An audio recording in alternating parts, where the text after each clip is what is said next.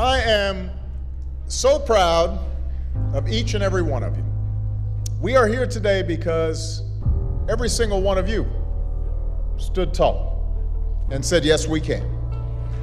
Yes, we can learn. Yes, we can succeed. You decided you would not be defined by where you come from, but by where you want to go, by what you want to achieve, by the dreams you hope to fulfill.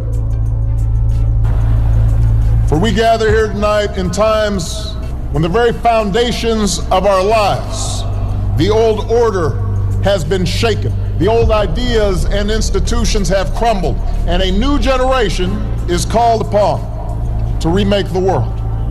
And let me be clear, when I say young, I'm not just referring to the date of your birth certificate. I'm talking about an approach to life, a quality of mind and a quality of heart. We need people like you to step up. We need your daring, we need your enthusiasm, we need your energy, we need your imagination. A willingness to follow your passions, regardless of whether they lead to fortune and fame.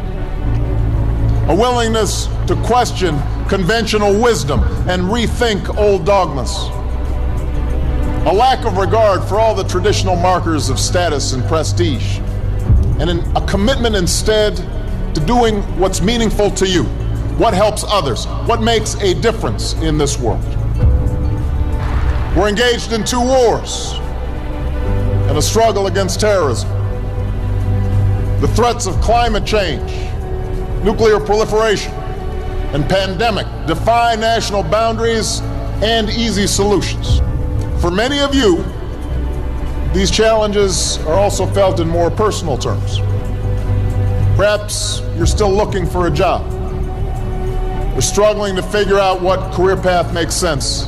Now, in the face of these challenges, it may be tempting to fall back on the formulas for success that have been peddled so frequently in recent years. It goes something like this.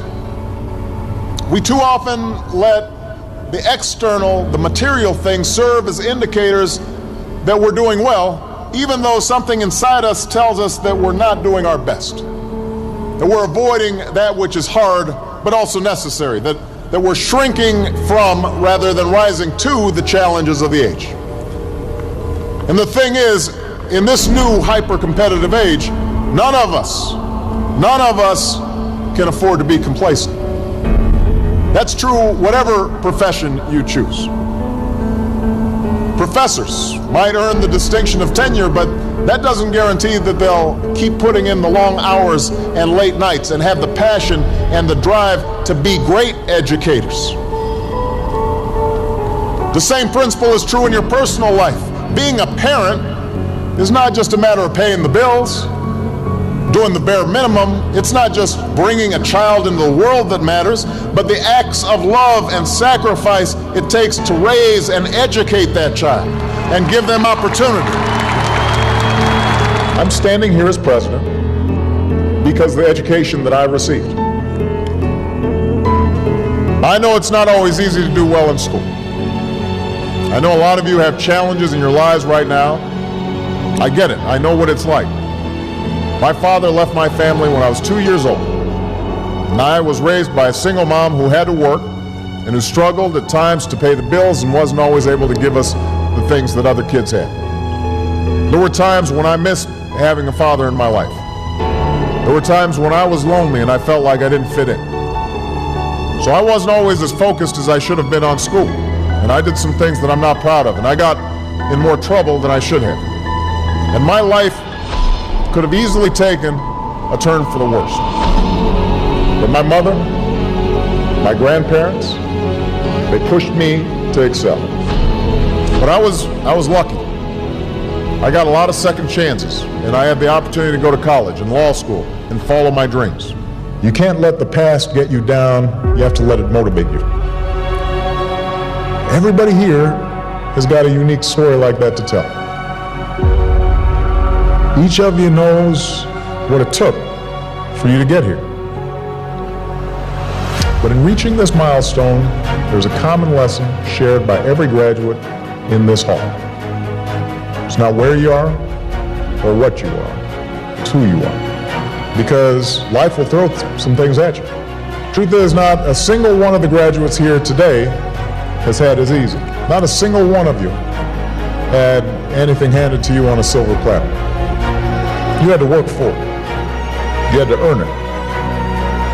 And most of all, you had to believe in yourselves. Yes, you've always been underdogs. Nobody's handed you a thing. But that also means that whatever you accomplish in your life, you will have earned it. Whatever rewards and joys you reap, you'll appreciate them that much more because they will have come through your own sweat and tears, products of your own effort and your own talents.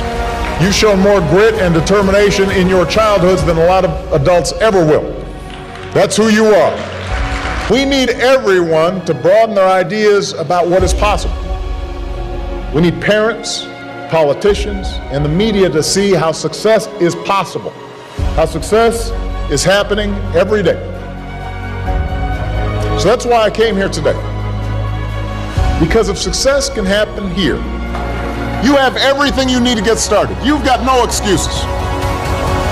You have no excuses not to change the world. Did you study business? Go start a company. Or why not help a struggling non-for-profit find better, more effective ways to serve folks in need? You study nursing? Go. Understaffed clinics and hospitals across this country are desperate for your help. You study education?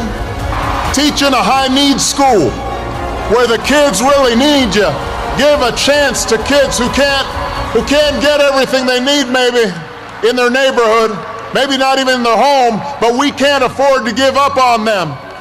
Prepare them to compete for any job anywhere in the world. You study engineering? Help us lead a green revolution, developing new sources of clean energy that will power our economy and preserve our planet. Find somebody to be successful for. Raise their hopes. Rise to their needs.